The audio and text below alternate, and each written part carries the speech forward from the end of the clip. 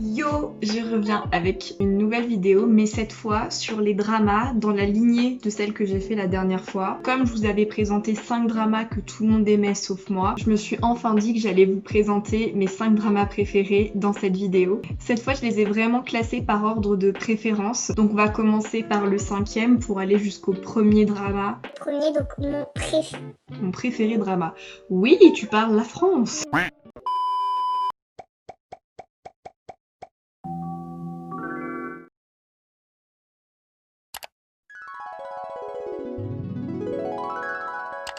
Contrairement à de nombreux autres dramas du même genre, Mr. Sunshine se déroule aussi en Corée du Sud, mais à une époque différente, au début du XXe siècle environ, et il s'inspire de faits réels sur la politique interne et externe du pays. À ce moment-là, la Corée du Sud se confronte à la domination japonaise et elle entretient aussi des relations complexes avec les Américains qui pensent avoir un devoir de civilisation sur la population coréenne. Nous suivons l'histoire de Choi Yoo-jin, né fils d'esclave, ayant cependant quitté la Corée à la fin du 19e siècle pour les États-Unis, où il deviendra Yoo-jin Choi, capitaine des US Marine Corps. Celui-ci croisera le chemin de Go Hae-shin, une jeune aristocrate coréenne prête à défendre son pays par les armes contre ce qu'elle voit comme des envahisseurs. Elle se retrouvera notamment non pas dans un triangle, mais dans un rectangle amoureux. De là naît une relation tumultueuse entre nos deux personnages principaux, et je trouve que c'est cette relation au rôle assez indéfini qui crée l'intrigue assez passionnante de Mr. Sunshine. Au final, sont-ils amis, sont-ils ennemis ?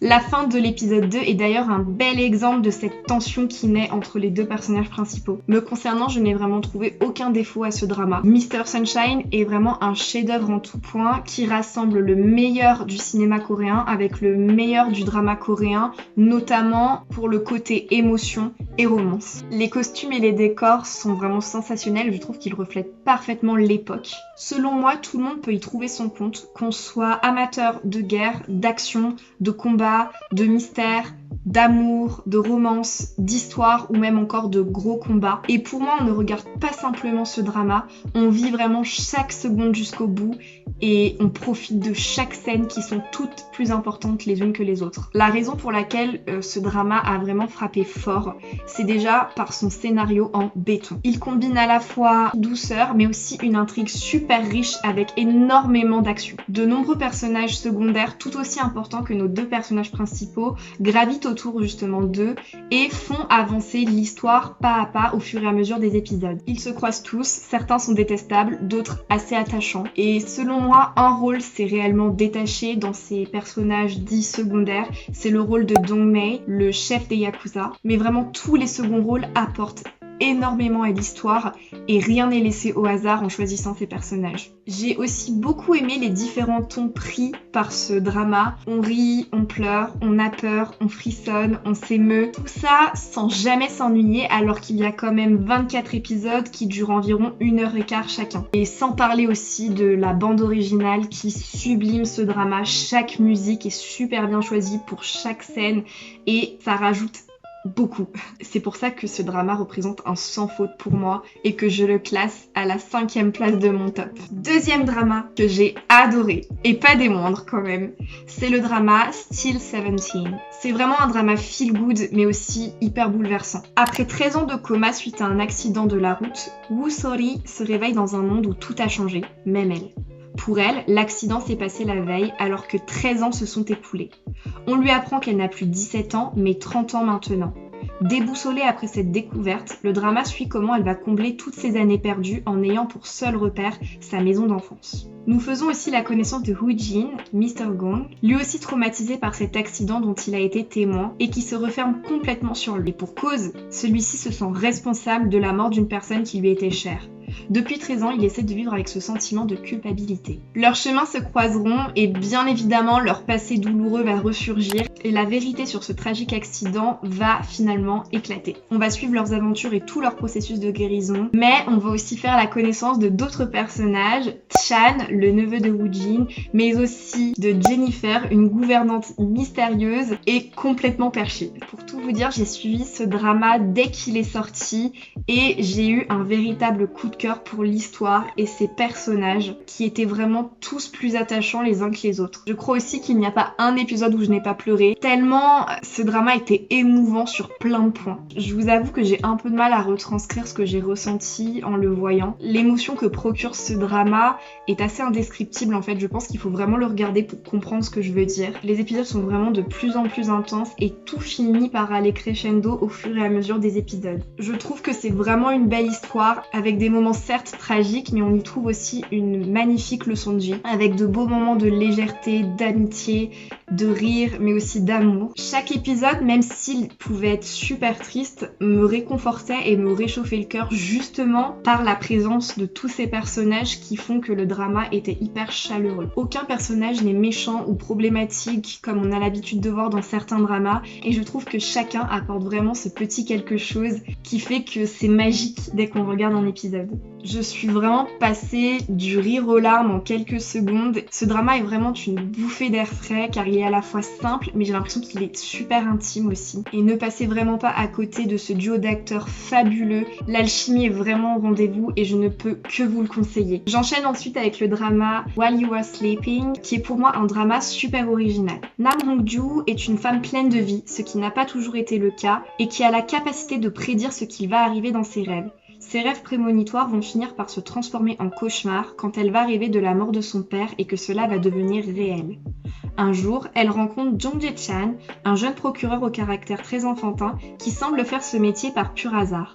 Cependant, il lui avoue être capable de voir l'avenir lui aussi, et surtout son avenir à elle, alors qu'elle pensait être la seule à vivre et subir cela. Tous les deux rencontrent Han Woo-tak, un jeune policier passionné par son métier, qui se dit lui aussi capable de faire des rêves prémonitoires. Nos trois personnages vont ensemble décider de changer le destin promis par leurs rêves, ainsi que celui de tous ceux qu'ils pourront sauver. Déjà, j'aimerais souligner le casting en or que nous a offert ce drama. C'est vraiment la crème de la crème. Tu mets Bae Suzy, Lee Jung-soo et aussi Jang Hae-in et tu te retrouves avec un drama de qualité comme celui-ci. Malgré le triangle amoureux qui va se créer, je trouve que celui-ci est super bien amené et il ne m'a pas mis mal à l'aise comme dans d'autres dramas. J'ai aussi adoré le thème des rêves prémonitoires que je n'avais jamais encore vu exploité dans un drama coréen. Je trouve que cette petite touche fantastique ne fait qu'agrandir le suspense à chaque épisode. Chaque rêve te tient en haleine et tu te demandes ce qu'ils vont réussir à inventer pour faire en sorte que ce rêve ne devienne pas réalité. La musique et l'esthétique de la série sont vraiment à couper le souffle.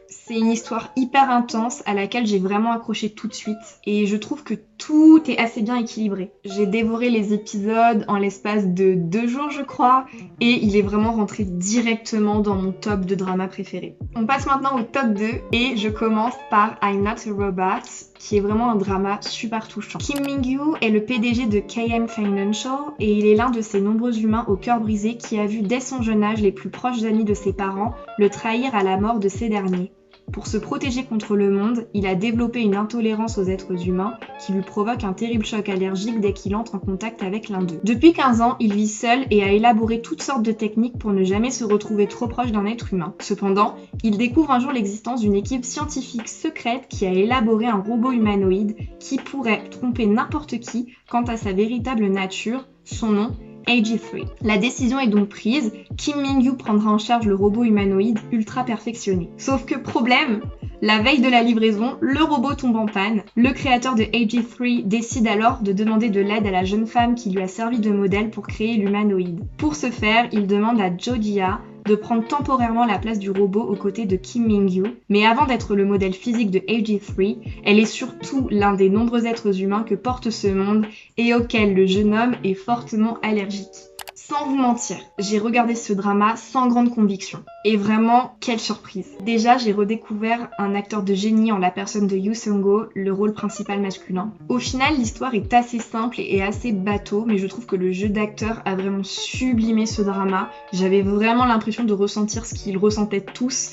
et d'être au cœur de l'histoire et de vivre tout ce qu'il vivait. Comme pour Still 17, j'ai du mal à trouver les mots justes. Je pense qu'il faut vraiment que vous le regardiez pour comprendre ce que je veux exprimer. L'histoire est au début drôle et amusante et vraiment à partir d'un certain épisode, le drama prend une toute autre tournure où il en devient du coup touchant et vraiment bouleversant. Le thème de la trahison est d'ailleurs à nouveau abordé et il est super difficile de contenir ses larmes à ces moments-là. Du moins, j'ai pas du tout réussi à le faire. J'étais une fontaine. Je ne m'arrêtais plus de pleurer de cet épisode jusqu'à la fin. J'ai fait que ça. Vous allez voir, c'est un ascenseur émotionnel. Et je pense que vous ferez comme moi, à la fin, vous n'aurez pas d'autre choix que de le regarder une deuxième fois. C'est un des rares dramas où j'ai fait un rewatch. Après, c'est vrai que si vous n'êtes pas trop fan de science-fiction et de tout ce qui touche aux robots, je pense que ce drama n'est pas forcément fait pour vous. C'est quand même le sujet principal de ça, même si on ne voit pas tant que ça le robot. Je vais finir avec le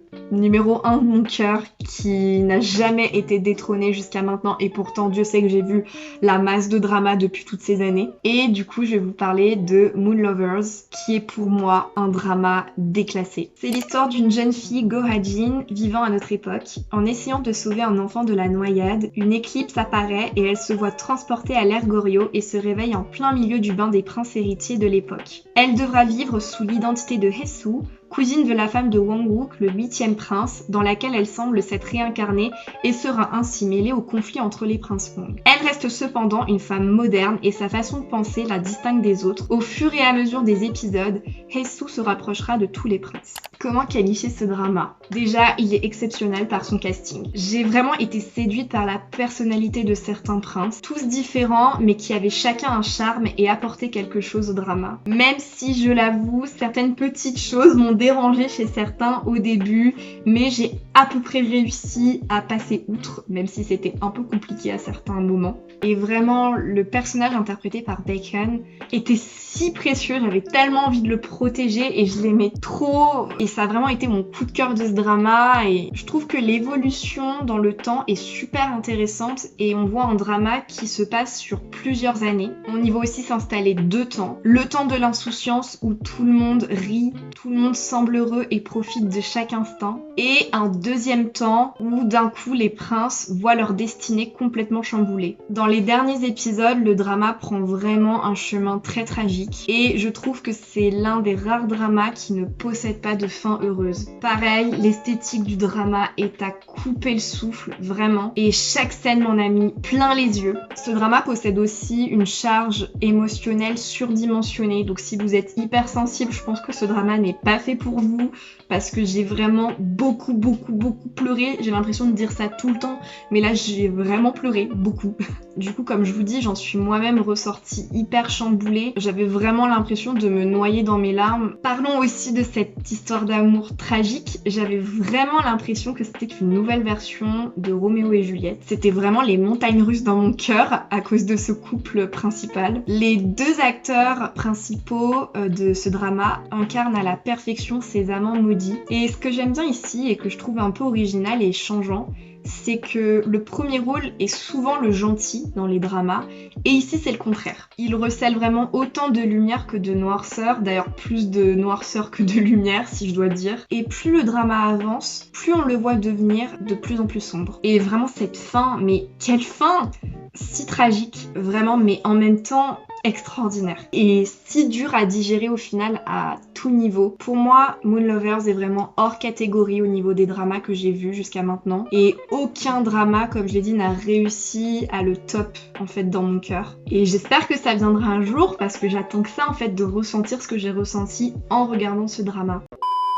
Voilà, c'était mes 5 dramas préférés. J'espère vous avoir donné envie de les regarder car vraiment ce sont des perles et ils méritent énormément d'attention. Et n'hésitez pas à lister vos 5 dramas préférés dans les commentaires. Je lirai attentivement vos commentaires et j'irai les regarder si ce n'est pas déjà fait. En attendant, n'hésitez pas à liker la vidéo, à la partager, mais aussi à vous abonner comme d'habitude. Vous pouvez aussi me retrouver sur Twitter et Instagram comme d'habitude. Tout sera linké dans la barre d'infos.